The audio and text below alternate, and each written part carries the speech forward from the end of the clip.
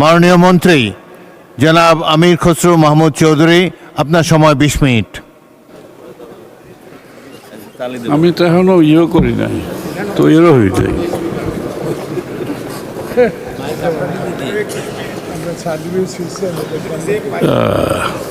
ধন্যবাদ মাননীয় স্পিকার।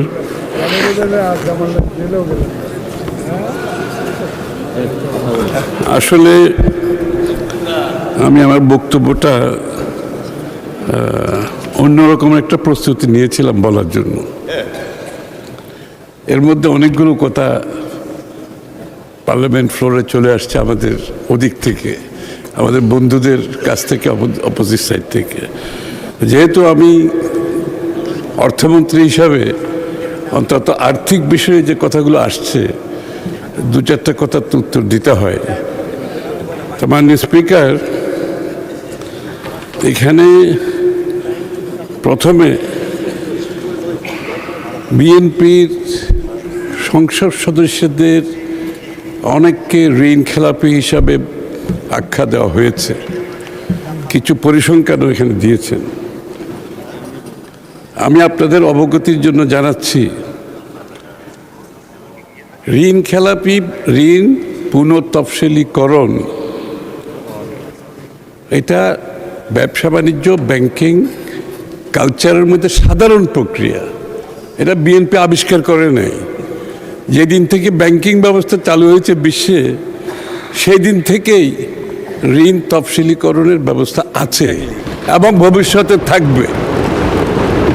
এটা কেন হয়, ঋণ তফসিলীকরণ কেন হয়, যারা ব্যবসা করেন তারা নিশ্চয়ই বুঝতে পারবেন।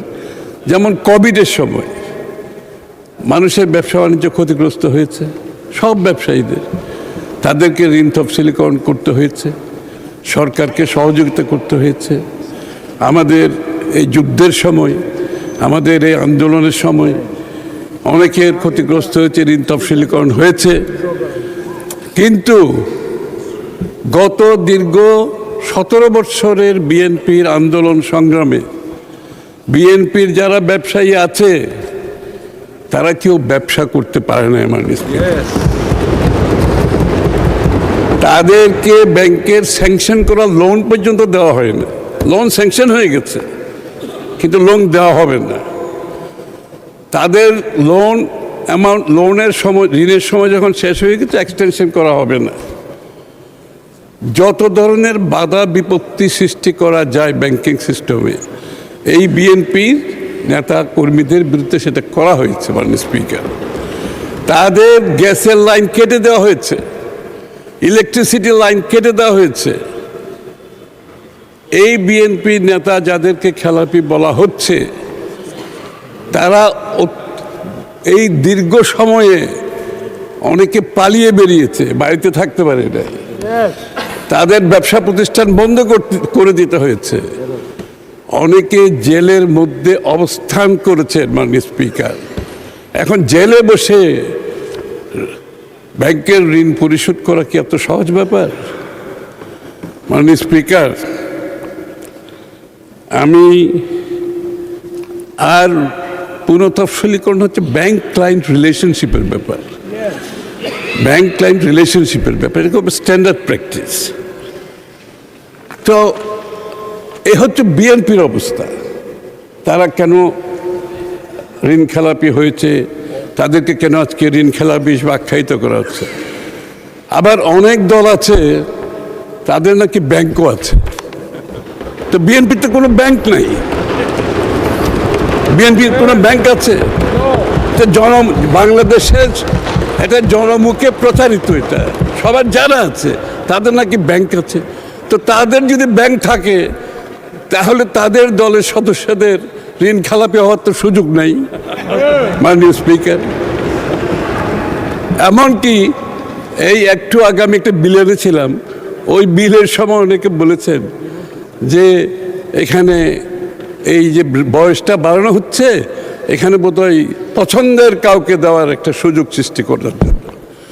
তা আমি বলছি, যাদের যেই দলের ব্যাংক আছে তারা তো তাদের পছন্দের ব্যাংকের চেয়ারম্যান বানিয়েছেন, তাদের পছন্দের ম্যানেজিং ডাইরেক্টর বানিয়েছেন, তাদের পছন্দের লোক নিয়োগ করেছেন। আবার তাদের অপছন্দের লোককে চাকরিচ্যুত করেছেন। এই কাজটি তো মাননীয় স্পিকার বিএনপি করতে পারবে না, সেই সুযোগও বিএনপির নাই। মাননীয় স্পিকার, আরেকজন সদস্য যে প্রেসিডেন্টকে নিয়ে যে অনেকগুলো উক্ত করেছেন, প্রেসিডেন্টের প্রতি আমার কোনো ভালোবাসার আছে আমি বলতে পারবো না,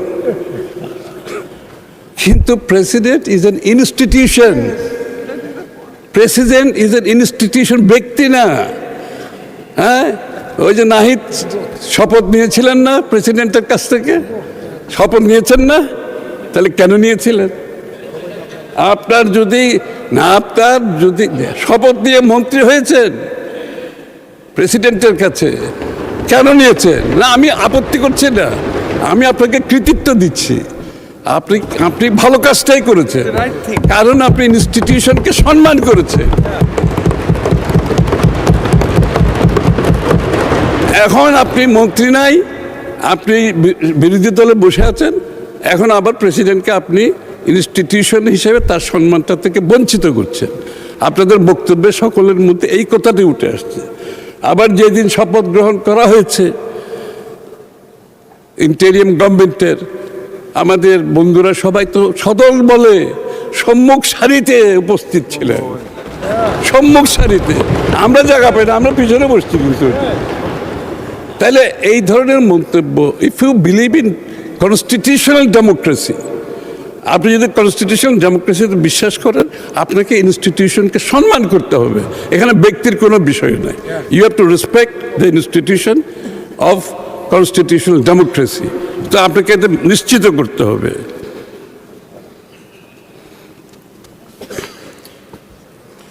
আর এখন সবচেয়ে মোস্ট পপুলার টপিক হচ্ছে আমাদের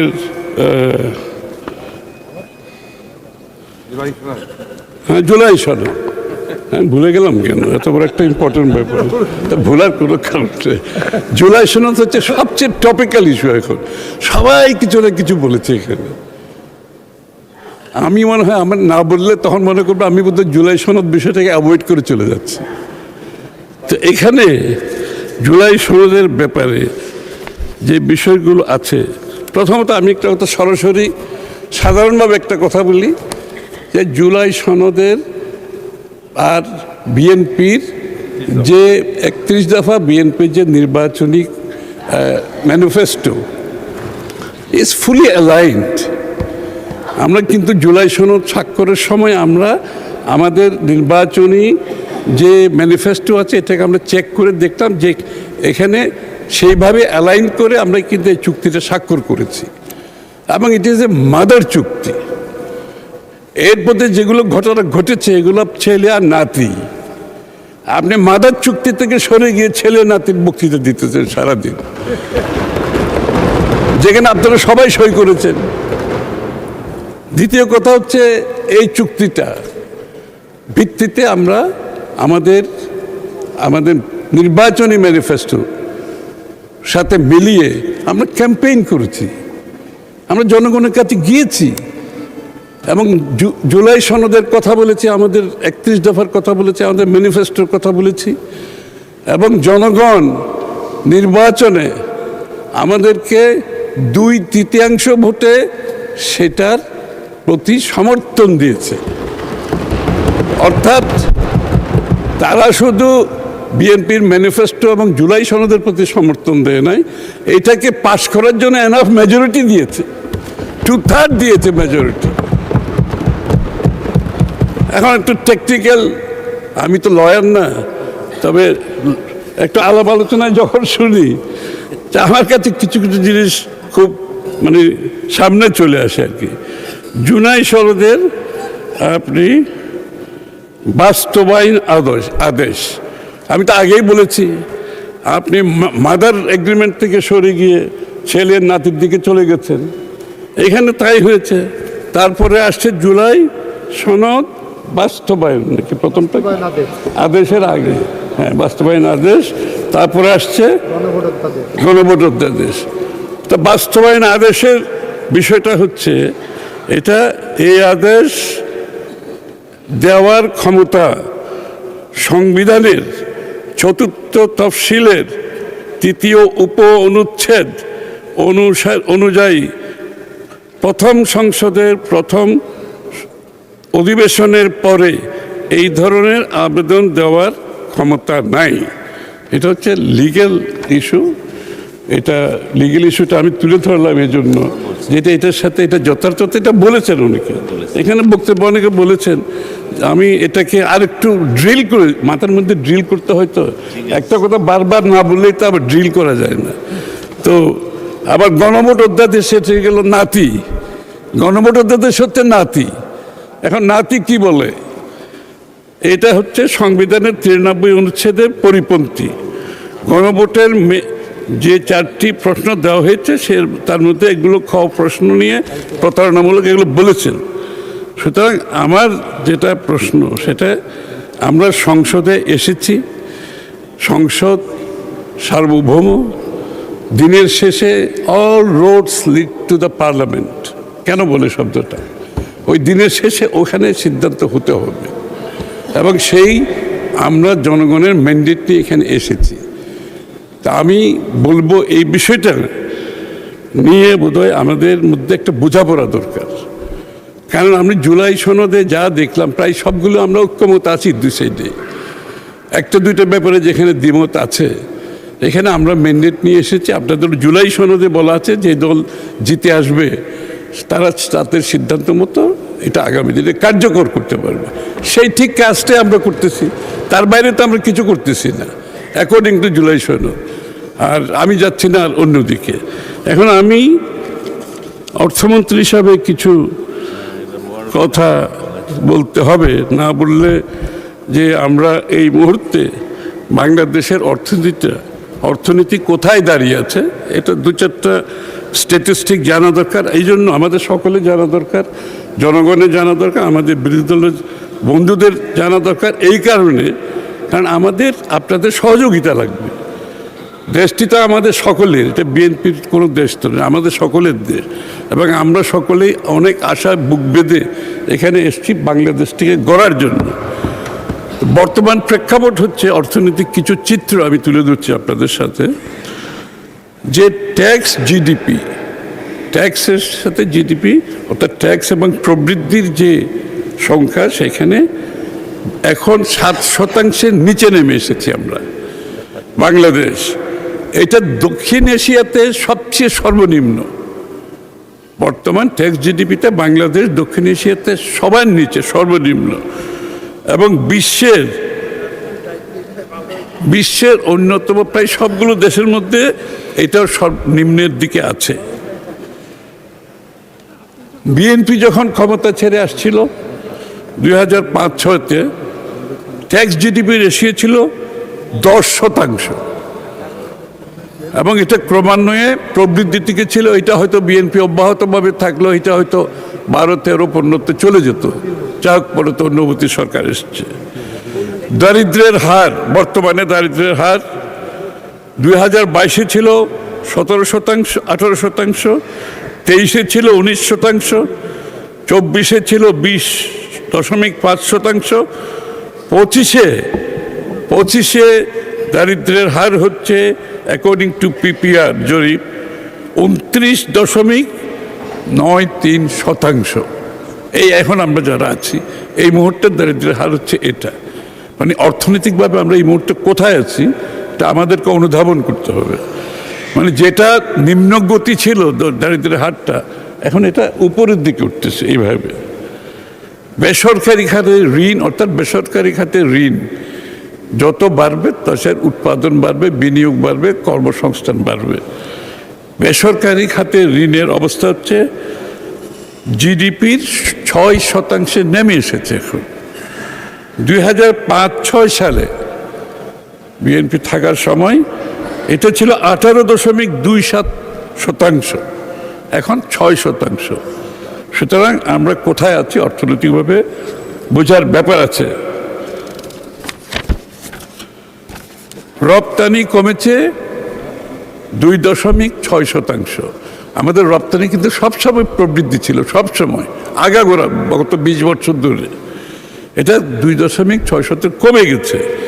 বিএনপি যখন ক্ষমতা ছাড়ে তখন রপ্তানির প্রবৃদ্ধি ছিল 14%, এখন হচ্ছে ঋণাত্মক 2.6%। মূলধনী যন্ত্রপাতি যেগুলো আমাদের ক্যাপিটাল মেশিনারি আমরা আমদানি করি, এটার উপর বিনিয়োগ, এটার উপর কর্মসংস্থান, এটার উপর প্রবৃদ্ধি। মূলধনী যন্ত্রপাতি বর্তমানে ঋণাত্মক -14.5%। আর আমরা বিএনপির শেষ সময়ে ছিল 2004-05-এ 53% প্রবৃদ্ধি ছিল, এখন 14.5% ঋণাত্মক। এটা হচ্ছে নেগেটিভ 14%। খেলাপি ঋণ, আপনারা খেলাপি ঋণের কথা অনেক বলেছেন, আমরা বলছি, সবাই বলছে, বর্তমানে 30%-এর অধিক। কঠিন অবস্থা। 30%-এর অধিক যখন একটা দেশের খেলাপি ঋণ হয়, তখন অর্থনীতির গতি অলমোস্ট থেমে যাওয়ার অবস্থায় চলে আসছে। Almost we are grinding to a halt অর্থনীতি। আমরা যখন 2005-এ ছিল 13%, এখন 30% পার হয়ে গেছে। খেলাপি ঋণ সবসময় থাকবে, তবে যে জায়গায় আমরা গেছি, এটা এখান থেকে বেরিয়ে আসা কঠিন অবস্থা দেশের। বিদ্যুৎ 36,000 কোটি টাকা ভর্তুকি চলছে, কারণ লুটপাট, আপনার বিদ্যুৎ খাতে যে লুটপাট হয়েছে বিগত দিনে, তার ক্ষতি এখন আমাদের সকলকে বহন করতে হচ্ছে। এটা 36,000 কোটি টাকা আমরা দিচ্ছি, দেওয়ার পর আরো 20 থেকে 30,000 কোটি টাকা ভর্তুকি দিতে হবে। অবস্থা বুঝেছেন অর্থনীতি কোথায়? আমাদের ফিসক্যাল স্পেস কত কমে যাচ্ছে আস্তে আস্তে। আমাদের সব সংসদ সদস্যরা দাবি, এলাকাতে টাকা দিতে হবে, এলাকায় উন্নয়ন করতে হবে। একদম এই দাবি তো থাকবেই, স্বাভাবিক, আমরা জনগণকে রিপ্রেজেন্ট করি, এই দাবি তো থাকবে।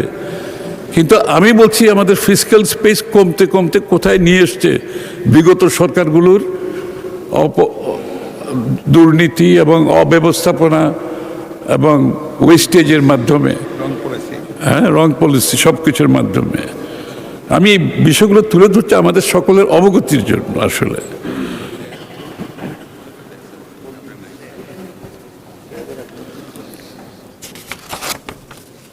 জ্বালানি তেল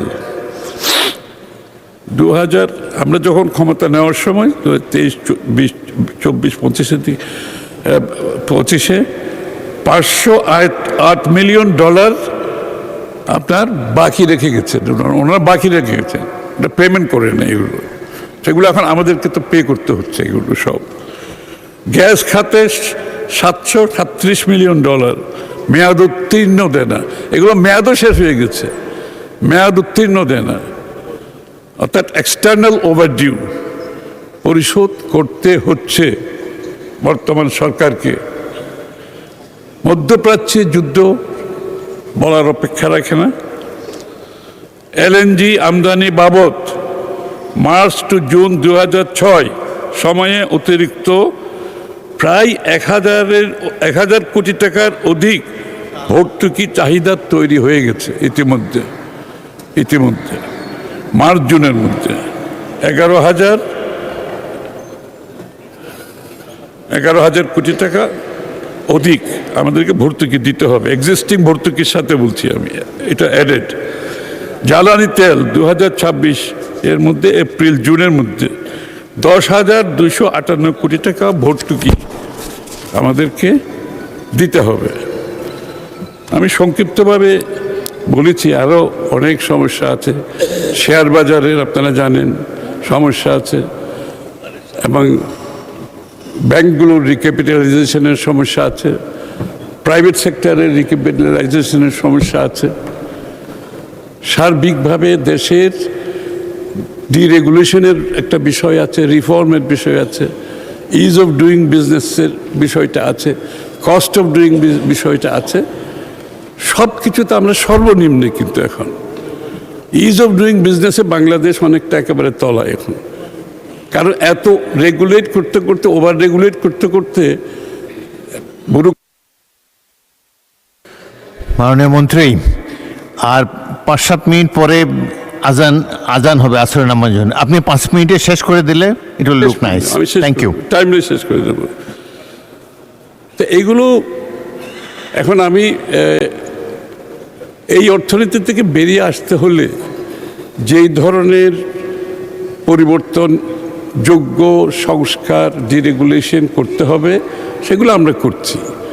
আপনাদের সহায়তা নিয়ে করতে হবে। এগুলো বিএনপি তো একা করতে পারবে না, এবং বৈশ্বিকভাবে আমাদেরকে যদি আবার সেই আগের ভালো অবস্থানে যেতে হয়, বাংলাদেশের ইমেজের ব্যাপার আছে, গ্লোবাল মার্কেটে আমাদের অ্যাক্সেস, আমাদের কি বলে ব্র্যান্ডিংয়ের ব্যাপার আছে, এগুলো তো আছেই। তো আমি একটা জিনিস আপনাদেরকে পরিষ্কার করে বলতে চাই, এই ধরনের সমস্যা বিএনপি কিন্তু প্রথমবার সম্মুখীন হয় নাই। আমরা দেখেছি স্বাধীনতার পরে একদিকে বাকশাল, অন্যদিকে রাষ্ট্রচালিত অর্থনীতির মাধ্যমে অর্থনীতি যখন একেবারে ধ্বংসপ্রাপ্ত, জিয়া রহমান সাহেব এসে আবার এই সমস্ত সংস্কারের মাধ্যমে বাংলাদেশকে আরেকটা লেভেলে নিয়ে গেছে অর্থনৈতিকভাবে। আবার আমাদের স্বৈরাচারের সময় যখন অর্থনীতি এবং রাজনীতি দুটাই ধ্বংসপ্রাপ্ত, দেশনেত্রী বেগম খালেদা জিয়া বাংলাদেশকে আবার সেখান থেকে রিকভার করে এনেছে। আজকের সমস্যা আরও গভীর, অবশ্য চারিদিক থেকে গভীর। আমাদের ডাইনামিক লিডার জনাব তারেক রহমান সাহেব, তার যে অর্থনৈতিক ম্যানেজমেন্ট, ওয়ার্ক এথিক্স, আমাদের কিন্তু work ethics is a big problem বাংলাদেশে। আমরা কাজ করার সময় সততার সাথে, নিষ্ঠার সাথে কাজ করাটা খুব কঠিন, কিন্তু তারেক রহমান সাহেব কিছু এক্সাম্পল সেট করছেন যে ওয়ার্ক এথিক্সটা কী হওয়া উচিত, এবং এই ওয়ার্ক এথিক্সের যে উনি এক্সাম্পল মানদণ্ড সৃষ্টি করেছেন, এটার ইম্প্যাক্ট কিন্তু আমি মনে করি সমস্ত পার্লামেন্ট এবং দেশের মধ্যে যাচ্ছে। ইতিমধ্যে আমরা সবাই ফিল করছি যে আমাদের অতিরিক্ত খরচ করার দরকার নেই, আমার যতটুকু অ্যাফোর্ড করি না তার বাইরে যাওয়ার কোনো সুযোগ নাই, এবং আমরা একটা সব কিছু মিলিয়ে অর্থনীতিটাকে যদি আমাদেরকে আগের জায়গায় ফিরিয়ে আনতে হয়, অথবা তার চেয়েও ভালো জায়গায় যেতে হয়, আমাদেরকে যে পরিবর্তনগুলো আনা দরকার, যে রিফর্মসগুলো আনা দরকার, যে ডিরেগুলেশনগুলো, সবগুলো ইতিমধ্যে আমাদের অনেকগুলো হয়েছে। বাকি সব কাজ আমরা হাতে নিয়েছি, এবং আমার দৃঢ় বিশ্বাস এইরকম আমি একটা গ্রিন পিকচার আপনাদেরকে দিয়েছি। তবে আনন্দের খবর হচ্ছে, আমাদের যিনি পরিচালনা করছেন, যিনি দেশের দায়িত্বে আছেন, উনি একজন বিচক্ষণ, ভিশনারি একজন লিডার, এবং তার সাথে ওনার সেই ভিশন এবং চিন্তা এবং ওয়ার্ক এথিক্স আমাদের মধ্যে কাজ করছে, সকলের মধ্যে কাজ করছে। তাই আমি নিশ্চিতভাবে বলতে পারি আমরা এখান থেকে ইনশাল্লাহ বেরিয়ে আসব। আমাদের 2 বছর হয়তো কুশল লাগবে, আগামী 2 বছর কঠিন হবে, অনেকগুলো সিদ্ধান্ত নিতে হবে, অনেকগুলো মেজার নেব যেগুলো জনপ্রিয় নাও হতে পারে। সুতরাং একটা কঠিন অবস্থা থেকে বেরোতে গেলে অনেক কঠিন সিদ্ধান্ত নিতে হবে। আমি বিরোধী দলের বন্ধুদেরকে বলতে চাই, এখানে আপনাদের সহযোগিতা দরকার। এটা দেশের স্বার্থে, সকলের স্বার্থে। আমরা যদি অর্থনীতিকে এটা একেবারে লো লেভেল একটা ইকুইলিব্রিয়ামে চলে গেছে, এখান থেকে আমাকে তুলে আনতে হলে আমরা সকলে মিলে ঐক্যবদ্ধভাবে কাজ করতে হবে। আমাদের লিডারশিপ ঠিক আছে, আমাদের ক্যাপ্টেন ঠিক আছে, এবং আমি মনে করি ক্যাপ্টেনের ভিশন ঠিক আছে, ন্যায় নীতির অবস্থান থেকে কাজ করছেন, সততার অবস্থান থেকে কাজ করছেন। সুতরাং এখান থেকে আমরা আমি মনে করি খুব সহজে বের না হলেও আমরা বেরিয়ে আসতে পারবো। এটা কঠিন একটা কাজ, কিন্তু আমরা বেরিয়ে আসতে পারবো, এবং আপনাদের সকলের সহযোগিতা দরকার। সবাইকে ধন্যবাদ।